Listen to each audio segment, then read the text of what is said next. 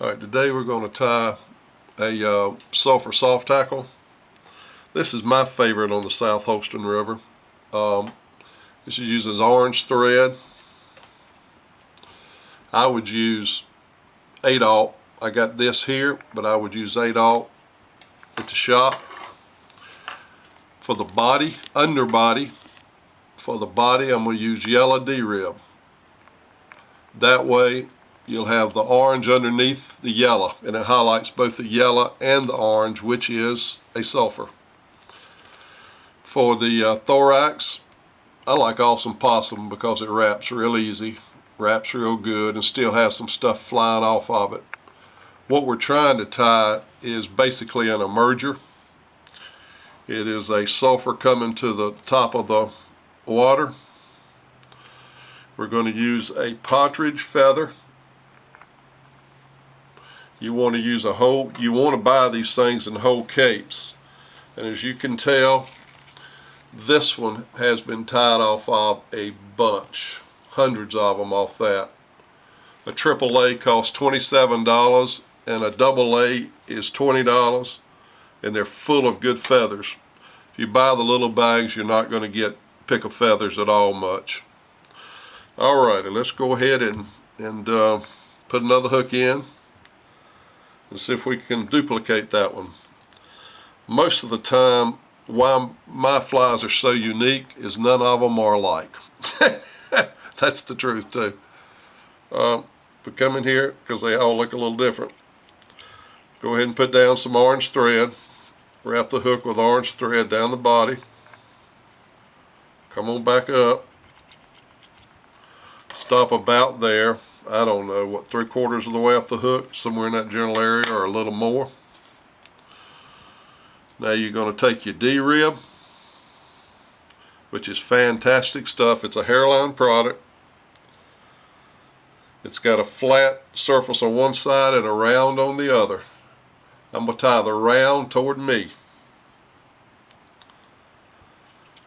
You just tie it in, get it down, and keep the round towards you, the tire, and wrap it down the hook. Wrap it down the hook so you won't have a big bubble here. This way it's a smooth, even body all the way. You kind of want to make it fatter toward the head. I found with soft hackles it doesn't really matter much about that, because if you tie it without a bead, is what you would do on low water, or a very small bead on low water. You know, you tie them with buyouts anyway, so much of the time with a bite, it's going to move the vise. I'm going to move the focus, so I hope it did all right with it. But if you're going to tie them with buyouts, they're going to be flat anyway. So soft hackle's a little different creature, I think. You grab your D-rib just like what I did. You just kind of spin it with it, where your flat side you're wrapping down and the round side's up. See that? See that? Just kind of take it. I exaggerated the motion.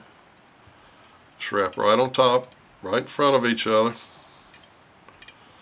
And if you want to make it bigger up toward the front, all you got to do is relax your D-rib just a little bit, and it'll make it a little bigger. Like I said, I really don't think it matters much. The vise is moving.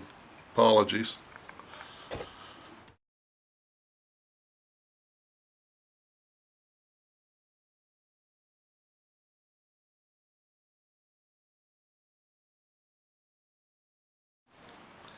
Now I'm going to take my possum and make a thorax.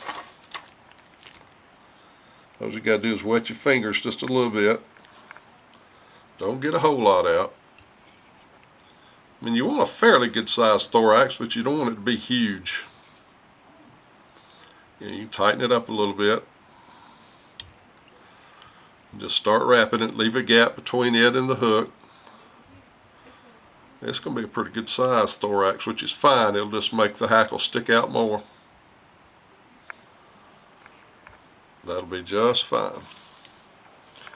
Then you come with your partridge feather. I've got it cut. I've tried to get rid of the waist. I'm using both sides on this one. The thing that'll tear up on this fly is the partridge. That's the only thing going to tear up. The rest of the fly lasts forever. Actually, you can even bring them back and retie the partridge in. That D-rib is not going to tear up unless you take forceps to it.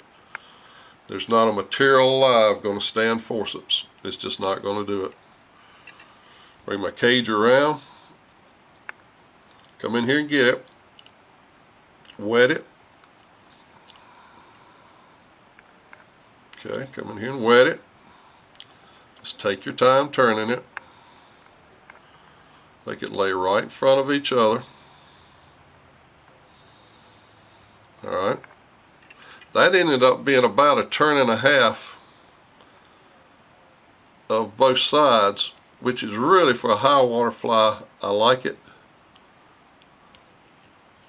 Try to pick around this right here. Try to get it where I don't get too much of the hackle or the partridge feather. You can hold this down. All you got to do is hold your thread tight. Just hold it tight. Come up here and get it. And what you're going to do is you'll get rid of whatever your waste is. You can just clip it out. And the waste is the feather that's still left on the stem because it didn't get wrapped down. Alright, come in here and tie it off. If this was a little thicker thread, it wouldn't take so much to tie it off. Come in here with some zap. Everybody else uses whip finishes, which is, you know, the way to do. I just never used one in my life, so I'll half hitch it and zap it. It won't come undone. See what it looks like. I would take a little bit of this off if I was really fussy for high water, but my guess is a trout will take that off for me.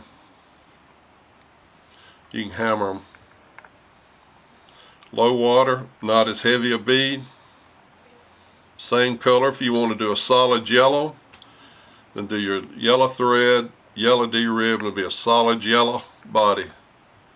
I like this orange because, as you well know, if you fish our river, that most of the sulphurs are sulphur orange. There are some yellows, but that yellow shows up right there.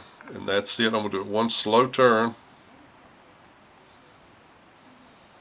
I promise you, you'll like that fly. This could have been a brown D-rib body, same thing as a pheasant tail, the pure nymph itself, emerging out of its shuck. But this is just stuff flying off of a nymph as it comes to the surface.